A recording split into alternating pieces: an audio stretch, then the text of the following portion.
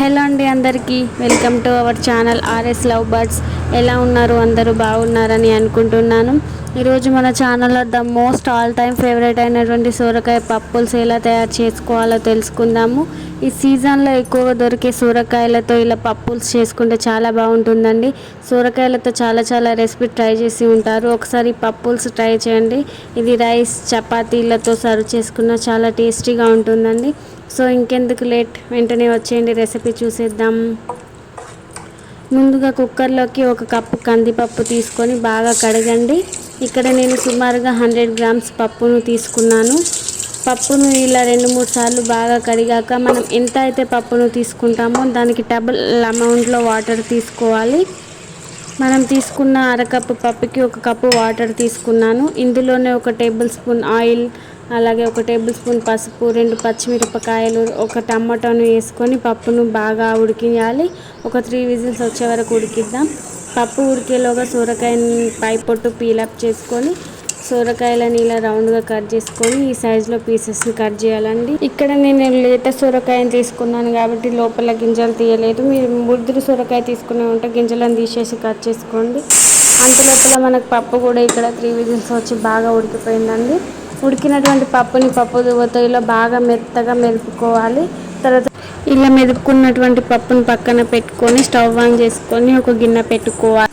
గిన్నె వేడైన తర్వాత 1 నుంచి 2 టేబుల్ స్పూన్ల ఆయిల్ వేసుకొని ఆయిల్ వేడవ్వనివ్వాలి. తర్వాత 1 టేబుల్ స్పూన్ జీరా, 1 టేబుల్ స్పూన్ ఆవాలు, 1/2 టీ స్పూన్ మెంతులు వేసి కొంచెం ఫ్రై అవ్వనివ్వాలి.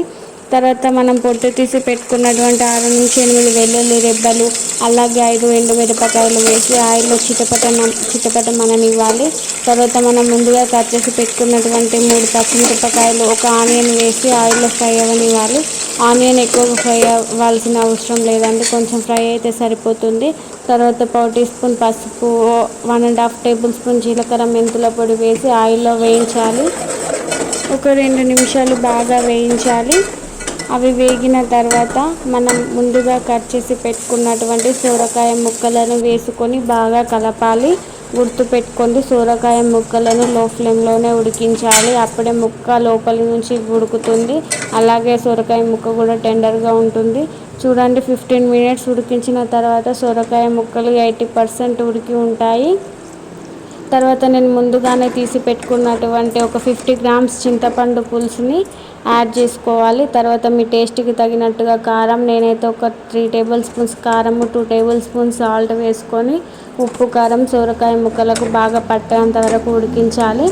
తర్వాత మనం ముందుగా ఉడికించి పక్కన పెట్టుకున్నటువంటి కందిపప్పును యాడ్ చేసుకొని ఒక 15 నుంచి 20 మినిట్స్ బాగా ఉడికియాలి.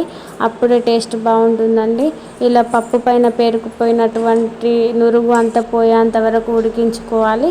తర్వాత కట్ చేసి పెట్టుకున్నటువంటి కొత్తిమీరని యాడ్ చేసుకొని ఒక 10 మినిట్స్ మరిగించుకుంటే అంతేనండి, సింపుల్ అండ్ టేస్టీ సొరకాయ పప్పుల్స్ రెడీ అయినట్టే. ఇది బ్యాచిలర్స్ కూడా చాలా ఈజీగా చేసుకోవచ్చు.